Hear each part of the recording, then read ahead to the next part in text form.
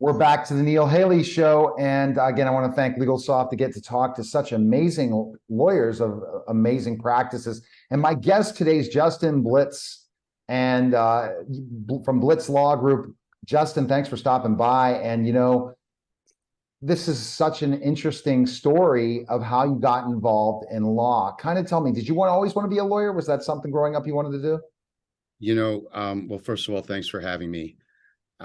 It's a interesting thing. When I first, my father is a trial lawyer. I'm a trial lawyer.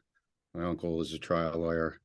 I'm actually the only one of their many children who became a trial lawyer. But when I first became a lawyer, I actually wanted to be in the music business. And I worked for a record label and was in there doing all that stuff. And then switched over fairly early in my legal career, but originally was planning on doing the music stuff, which is totally different, obviously, than what I'm doing today. And then when you said you always want to be a lawyer and all that stuff because of family and stuff like that, when you were in law school, what made you choose personal injury, especially when you were interested in the music business and stuff like that? You probably thought you were going to practice something else. Yeah, it's really about the trials for me. And we represent catastrophically injured people.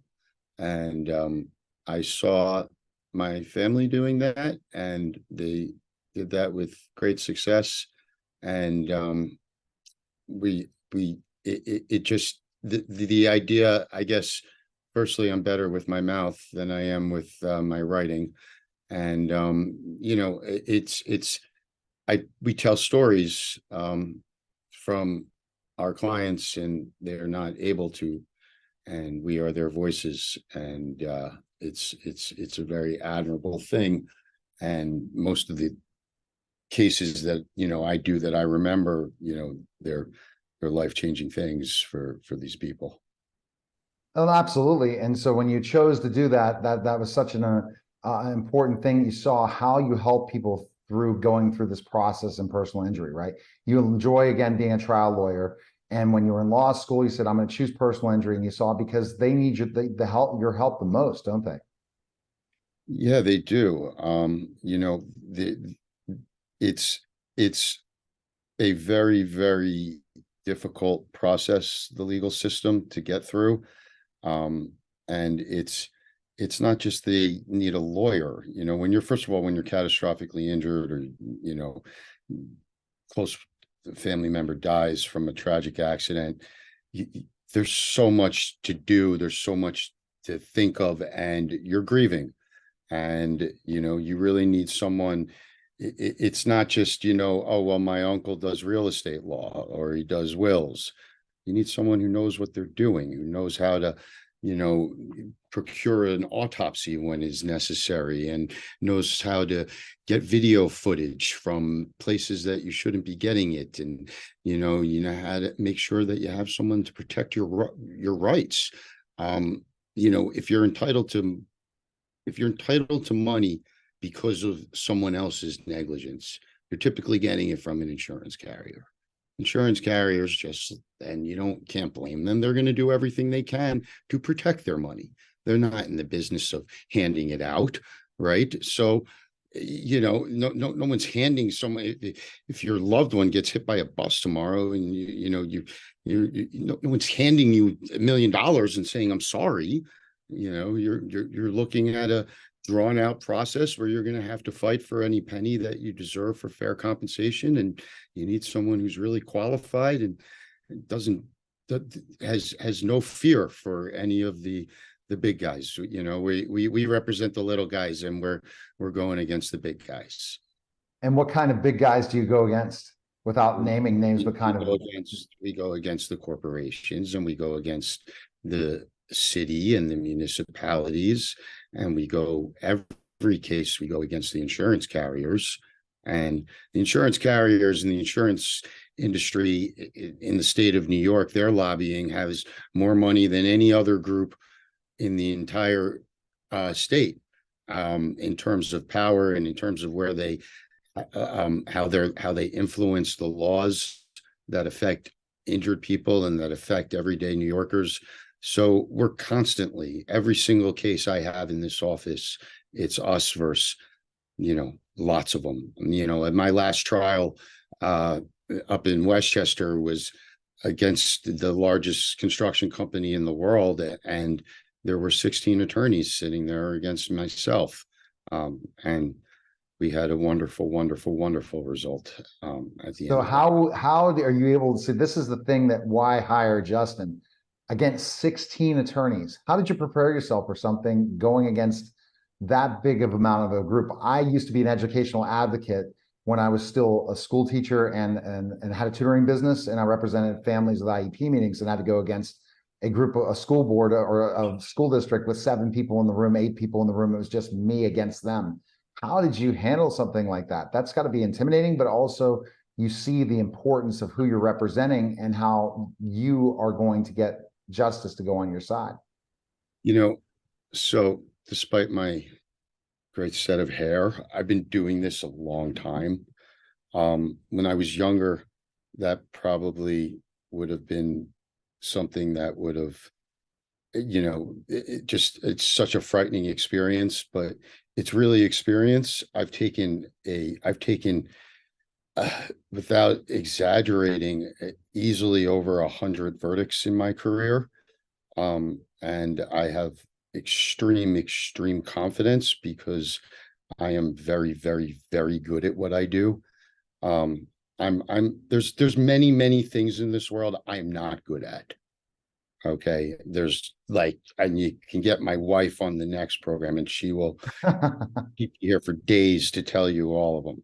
But there are some things I'm very good at. Representing an injured person in a court of law, whether it's 1 person, 10 persons, or 40 people, or 16 for that matter, on the other side. If there's any fear, you feed off that energy and you turn that fear into positive energy. And then there's the old saying, you can just stare at all of them and picture them all naked. That's a good, always a process. So so once you chose to practice injury, how did you grow your practice? What were your techniques? Was the journey a hard journey, or were you just perfect for this position to grow a firm? Yeah, it's never an easy journey. So I was fortunate that I had the benefit of my father's firm, that I started out as an attorney. But then what happened was I saw that one of the younger partners was stealing, and I left my father's firm with my father. He became older in age and he was not healthy. And so I started my own firm with 2 other guys with a big debt and about 6 cases I took over. And we just worked, and we put our heads to the pavement. And this was back in the days when pre-COVID, and it would be not uncommon for me to have been in 3 different boroughs in one morning, starting out in the Bronx, heading over to a courthouse in Queens, and then having a meeting with attorneys in Manhattan. And it just takes tremendous amount of persistence, and it's a high risk nature, my business. And you have to have the cojones, so to speak, to really do it and have confidence in yourself. So now I've been on my own. We're 18 years, but interestingly, last April, I had a partner for 16 years. And then last April, I started my own practice, really. So I had to do it again after a decade and a half. And now we're about a year into the Blitz Law Group, and things are doing great. Well, that's fantastic. So you said you've started a couple firms and you've done this. So starting again, it's basically the relationships, right? It's all about relationship building and building those relationships. So when someone has been injured, the referrals are going to come. But there's multiple ways to do it. So the challenges of starting a new firm again, even though you've done it before, how's it different now than before? Oh, that's a great question. It's different because I know what I'm doing. I literally knew nothing. We knew nothing, like um, and you hopefully learn from your mistakes, so now it's, from everything from, I, I took every case that walked into the door back then. We were, we needed the business. Now I have a much higher threshold. I understand the ramifications of the commitment that you get involved financially, time wise. We have better relationships. I it I'm in a tough business because I'm not in a business where you wake up and you can say, "Oh, I want to go get clients today." I'm gonna, unless it's a felony to go do ambulance chasing and show up at Right. hospitals. I mean, there's lowlifes who do it, like lowlifes in every industry, right? But what does it take? It takes building up a reputation, building up the relationships, my very first trial was a verdict. I had no idea what I was doing.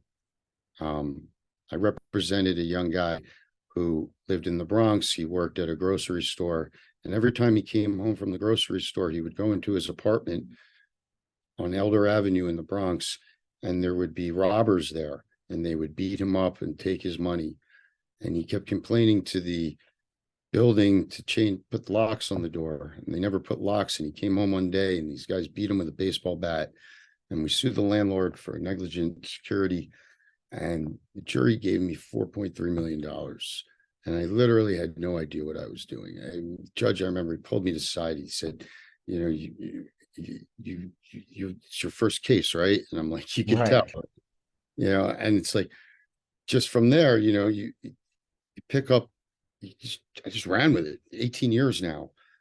So the second time around, it's, of course, it's not a smooth sailing, but things have been a lot easier. And it helps having a nice full caseload with big, heavy cases. And I've represented some very famous people in the world, and I just finished a case with a big, representing Trevor Noah, in a case.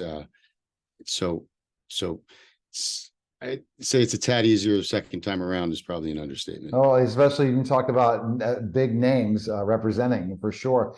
Now, tell us what kind of cases as a personal injury lawyer, because you're busy doing a lot of them. Anything in personal injury do you work with?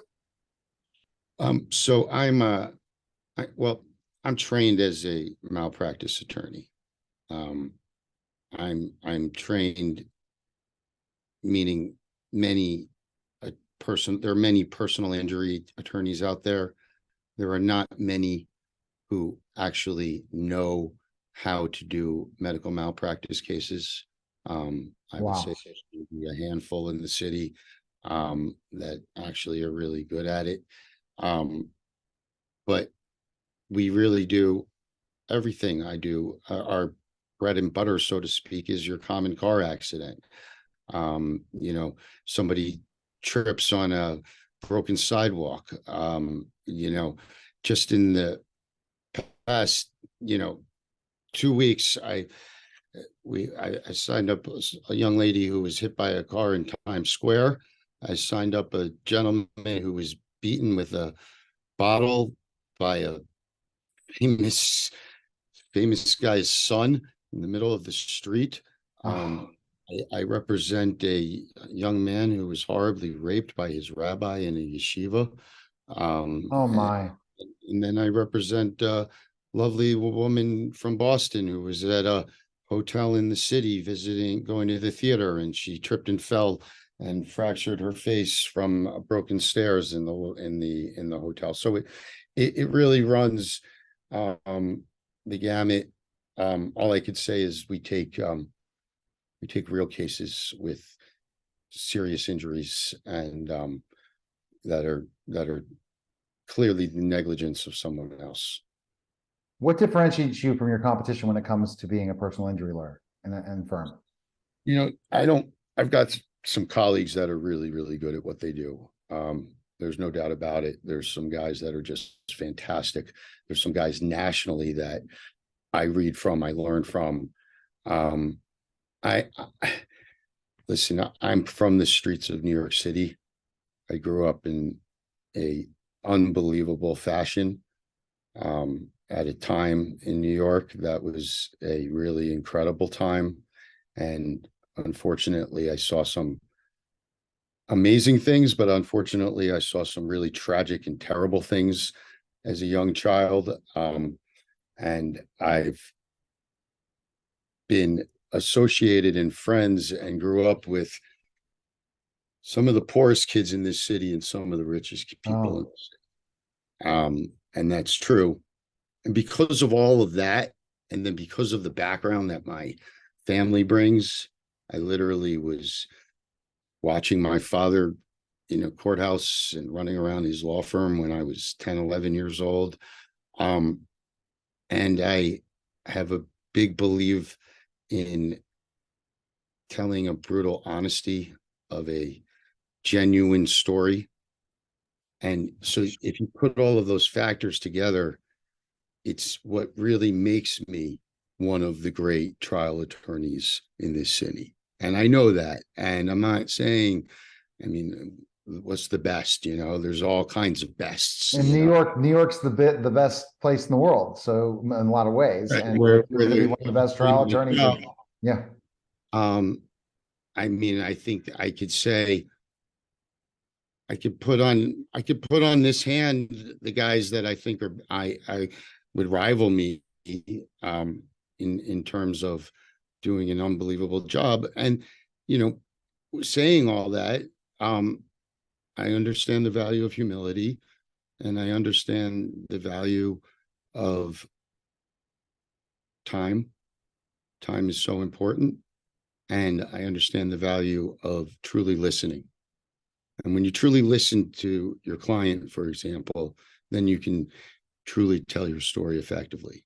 And I believe in human connection, and I believe in laying it all out there, the good, the bad, and the ugly.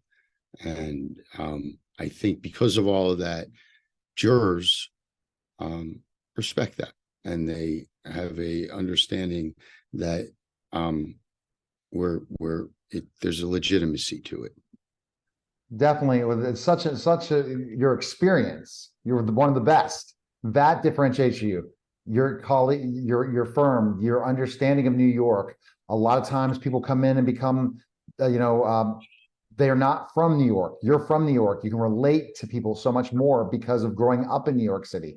You understand things more, and that's really, really important. Now, I have a question regarding, again, LegalSoft, as we thank them again for having the opportunity to talk to someone like yourself. How they helped you grow your practice? LegalSoft has been excellent. They have they have a new group of people over there that are really taking an initiative. They brought over a videographer just last week, and they've really upped their game with their dedication to their clients, like myself, and just keeping their ear out for opportunities that are beneficial to me, like being on your podcast today. And so it's rare to find a company that does a little bit more than what is just on the contract and what their obligations are. And what did they do for you, LegalSoft? So LegalSoft provides, they do my social media. They do our posts and stories, and basically in charge of all social media aspects of the Blitz Law Group operation. It's good not to have to worry about it, right? That's the nice thing about having somebody on your side to do those things. It's good not to worry about it and say it's done. I can go and do what I'm best at. It That's is. it's My time is very, very limited, and yes, it is. It's good to know that it's in good hands, because that's the future, right? totally is. It's the future. Social media, branding yourself, personal branding is huge. and you're intriguing as heck. And I'm sure not many people get the chance to talk to you. So I'm going to definitely relish the fact to get the chance to learn from you. Where is the best place people can find information on you and contact you to schedule a call with you today? Where can they go? I appreciate it. You can find me right here in my office where I spend tremendous amount of time. It's blitzlawgroup.com, www.blitzlawgroup.com. We're here in Manhattan on 747 3rd Avenue, and come give me a call, and we'd love to see if we can help you in any manner, way or possible, and not just telling you the best restaurants in New York City, but actually helping you provide justice for your loved one. Appreciate it. Thanks again. Thank you. Thanks for your All time. right. You're welcome. You're listening and watching The Neil Haley Show, and we'll be back in just a moment.